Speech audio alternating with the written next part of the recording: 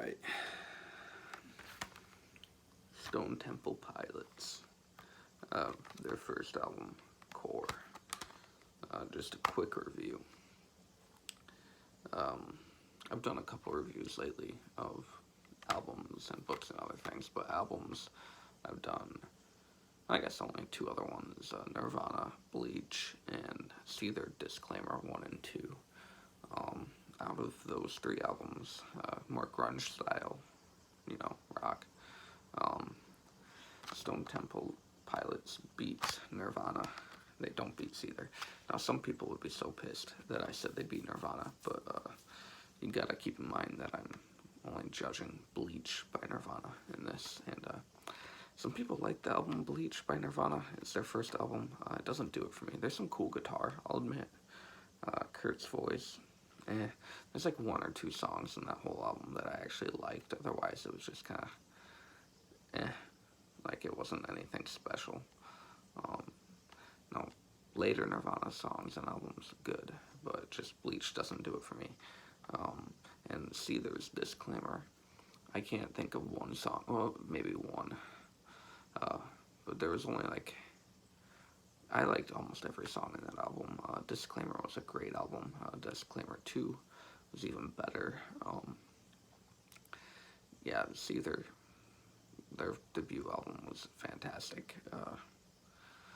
And so they beat Nirvana, and they also beat Stone Temple Pilots. Now this album is actually really good. It falls shortly behind Seether.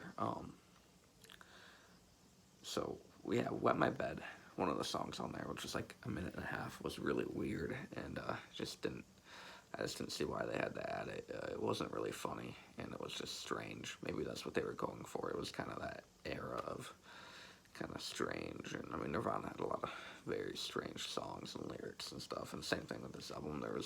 The lyrics are not great. Like, I don't really relate to any of the lyrics.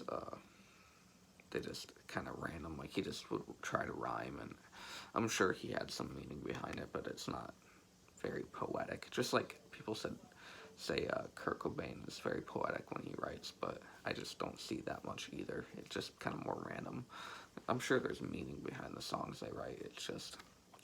It's not really expressed well. It's kind of personal interpretation type, which is okay in some music. A lot of bands do that. Breaking Benjamin does that a lot. I like Breaking Benjamin a lot, but not all their songs are, straightforward. Like, it's kind of a grunge thing, but the lyrics in this album were especially bad. Disclaimer, some of the songs had some awesome meaning and stuff, and some other ones were just, I mean, they had a song called Pig, and they had another one that was F It. So yeah, they had some songs that were just kind of dumb lyrically too, but they had really good guitar and stuff. But no, and I'm wearing a Five Finger Death Punch shirt, and if any band has songs that have just stupid lyrics, it'd be Five Finger Death Punch.